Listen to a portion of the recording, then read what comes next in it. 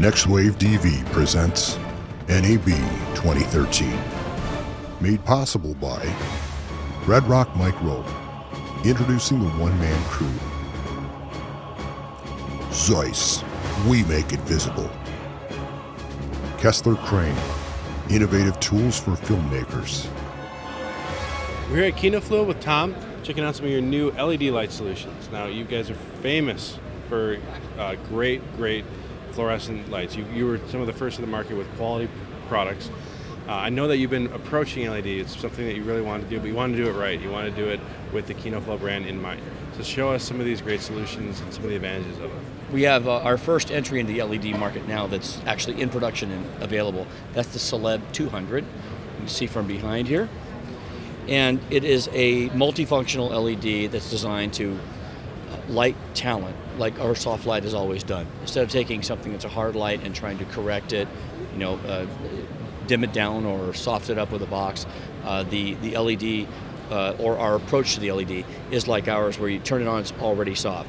So what we did is we actually put a larger array of LEDs and lowered their output, so we had the efficiency but less energy being used. So it's even less than a lot of other LEDs out there. There's no heat sink on the unit, so it's not as hot. We don't have to have the big fins for heat dispersion. So, and by using them at just about 25% of their output, and that's at our full output, the longevity of the color correction and also the longevity of the light output, we believe, will be much longer on a curve. What it does is you have multiple options. You can dim from a full, very quick range, or you can increment your dimming.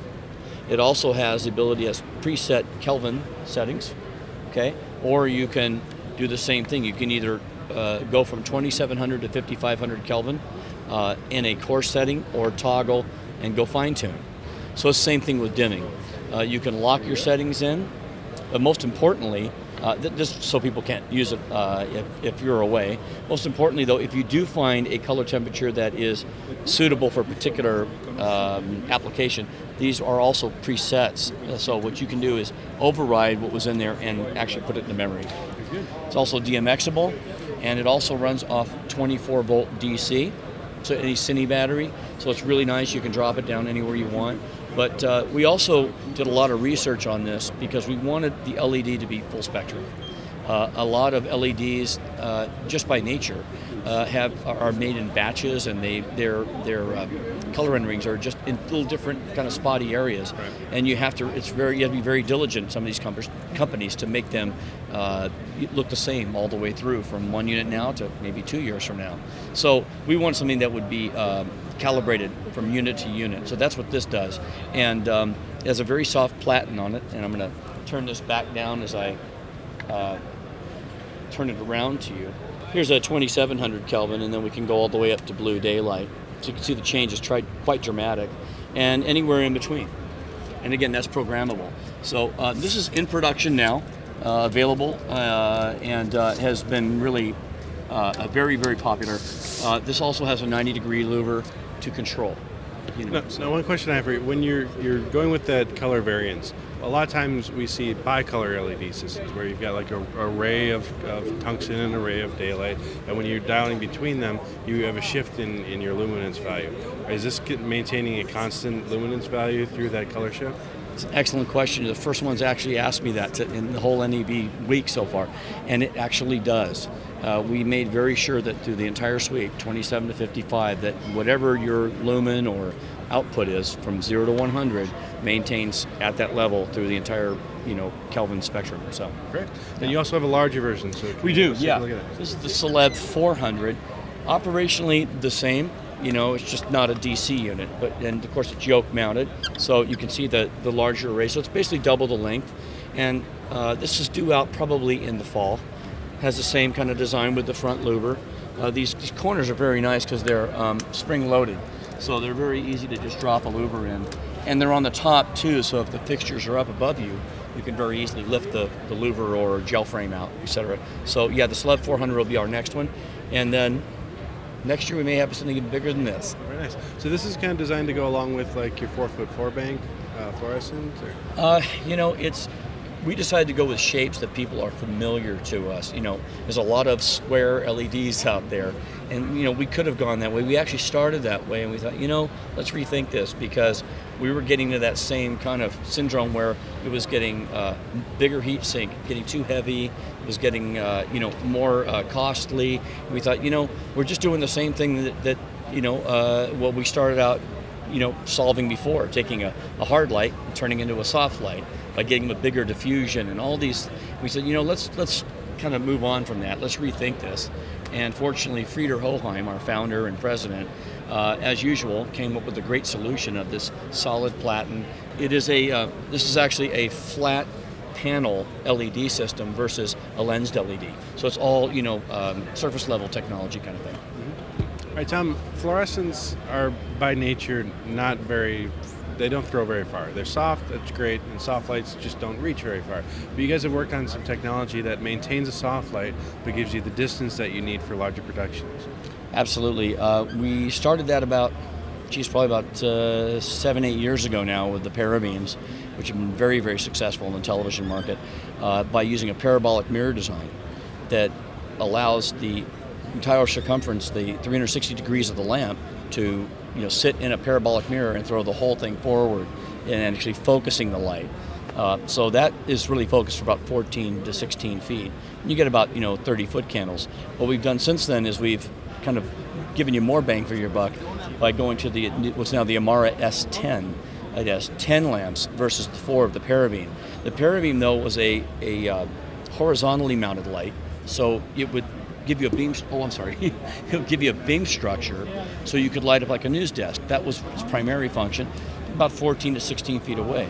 But now we're finding that larger productions, larger studios as well, want to use less instruments as possible, and that's something that's sort of the flip-flop to LED too, is you need a lot more instruments to cover a space. Whereas, an instrument like this will take the place of maybe 10 LED, whatever size they might be.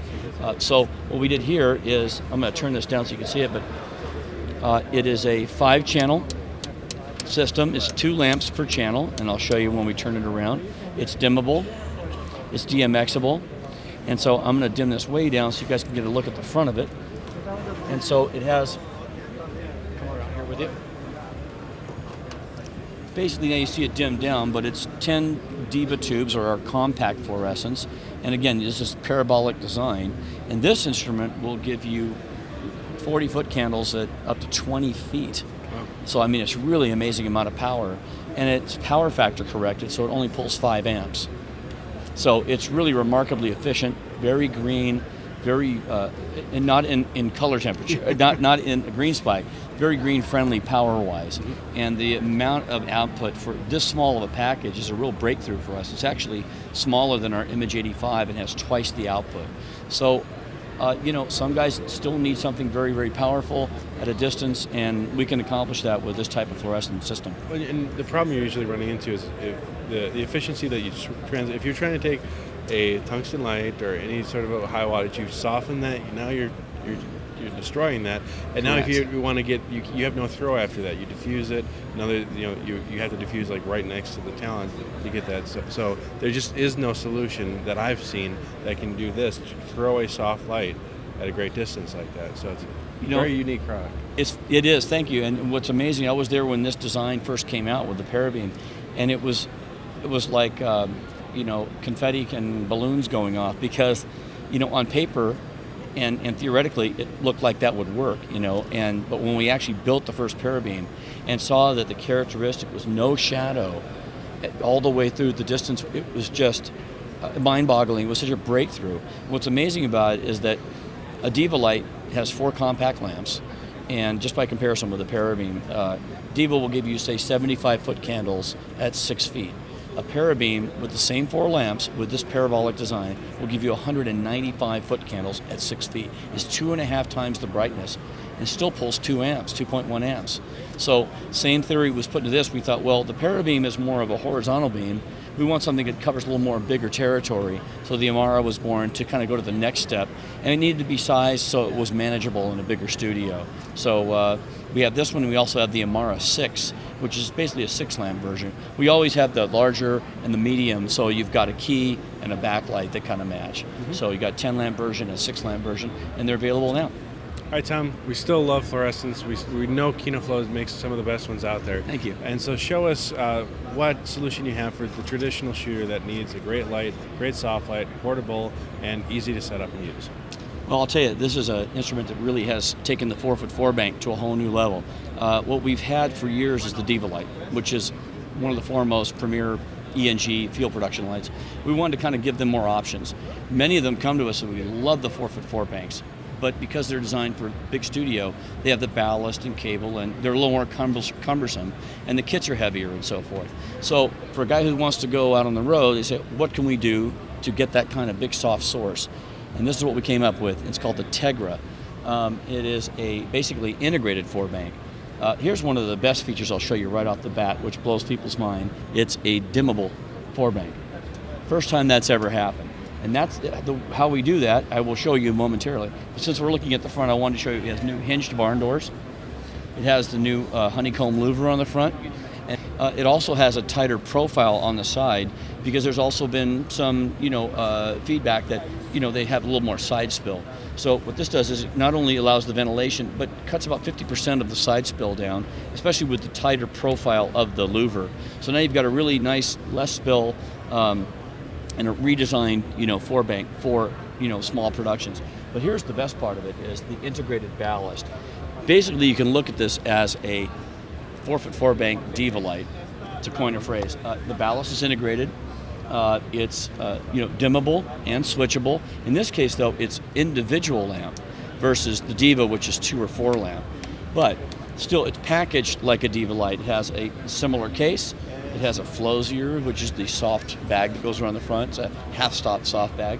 And then you've got, of course, the dimming and switching, as I mentioned. But on top of that, you have DMX capability as well. So what you've got now is a 4-bank that can do everything. It can be run in a studio. You can hang it up for green screen, just like you can do with a Diva light. But with DMX now, you can even control it from a light board. So it even gives it one more step. But the main thing is to have it portable to the extent of that the ENG user will have a Diva light, which has like a medium multiple contrasting. We've got this nice big soft fill.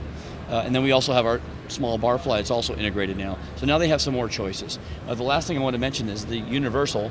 And what that means is it will auto detect from 100 to 250 volts. So it's universal voltage.